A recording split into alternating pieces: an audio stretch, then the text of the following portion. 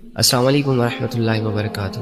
میری بات سنو، چاہے تم لڑکی ہو چاہے تم لڑکے ہو، پورے غور و فکر سے اور دل سے اور پوری سننا۔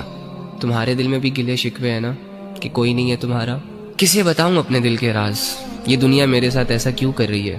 یہ لوگ میرے ساتھ ایسا کیوں کر رہے ہیں؟ اور میں خود بھی کچھ کر کیوں نہیں پا رہا؟ آخر میں ایسا کیوں؟ جب انسان دنیا کی زندگی کو ہی سب کچھ سمجھ لیتا ہے نا، تو واللہ وہ اس سٹیج پر چلا جاتا ہے کہ دنیا کی زندگی اسے سمجھ نہیں آتی۔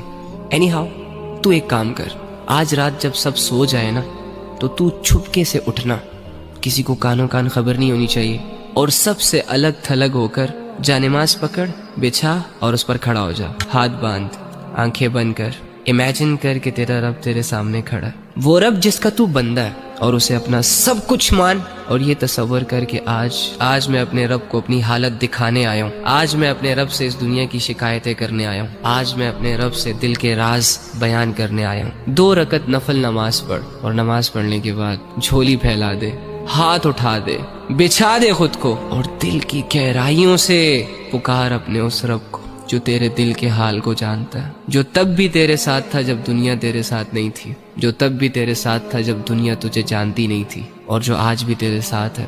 وہ اکیلا کافی ہے تجھے سنبھالنے کے لیے۔ اگر تو گر چکا ہے تو وہی تجھے اٹھا سکتا ہے۔ اس یقین، اس امید، اس تصور کے ساتھ اپنا حال دل اپنے رب کو سنا۔ ایک آنسو کا قطرہ نکل آیا نا، یا تیری آنکھیں صرف نم ہو گئی، یا چلو اگر تمہیں صرف اتنا احساس ہو گیا کہ میں اللہ کے سامنے بیٹھا ہوں، میں اللہ ہی سے بات کر رہا ہوں، یقین کر کے اٹھنا کہ تیرا رب تجھ سے راضی ہے۔ اللہ کے سامنے کھڑے وہی ہوتے ہیں جن کو اللہ کی ضرورت ہوتی ہے۔ تو اللہ کے بندو، آپ کے مسئلے کس نے حل کرنے ہیں؟ عاملوں نے؟ کالے جادو والوں نے؟ کس نے کرنے آپ کے مسئلے حل؟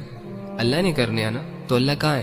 ایکچولی میں آئی ڈونٹ نو وائی ہمارا یہ مائنڈ سیٹ بنا ہوا ہے کہ اللہ کچھ اسپیسیفک جگہوں میں پایا جاتا ہے، اور اللہ رب العزت کی جو مغفرت کے فیصلے ہوتے ہیں وہ نیک لوگوں کے لیے ہوتے ہیں، یا اللہ رب العزت جن لوگوں کی دعائیں قبول کرتا ہے وہ بہت نیک ہوتے ہیں، لمبے لمبے سجدے اور پاک صاف رہنے والے ہوتے ہیں۔ ہاں ٹھیک ہے، ان کا اپنا درجہ ہے، لیکن اس کا یہ مطلب بھی تو نہیں ہے نا کہ ایک عام انسان اللہ تک پہنچ نہ سکے، ایک عام انسان اپنے دل کی بات اللہ کو نہ کہہ سکے، اور اللہ رب العزت کو اپنی طرف متوجہ نہ کر سکے۔ وہ کہتے ہیں کہ کوئی کعبے سے خالی ہاتھ لوٹ آیا تو کوئی گھر بیٹھے خدا کو پا گیا۔ آپ کو نہیں لگتا کہ جو کمزور ہوتے ہیں، جو عام لوگ ہوتے ہیں، جو مظلوم اور فقیر قسم کے لوگ ہوتے ہیں، جو خالی ہاتھ ہوتے ہیں، معاشرے کو زیادہ تر ترس انہی لوگوں پر آتا ہے؟ تو اگر آپ اپنے آپ کو یہ مان بیٹھے ہیں کہ ہم گنہگار ہیں، ہم بدکار ہیں، تو دوسری جانب یہ بھی تو یقین کر سکتے ہیں نا کہ اللہ رب العزت آپ کی طرف زیادہ رجحان کرے گا۔ اللہ کے بندو، اللہ کہہ رہے میں تمہارے شارک کے بھی قریب ہوں۔ اس اللہ سے اپنے مسئلے حل کرواؤ جو اللہ ساری زبانوں کو سمجھتا ہے، جو اللہ دل کے حال کو جانتا ہے۔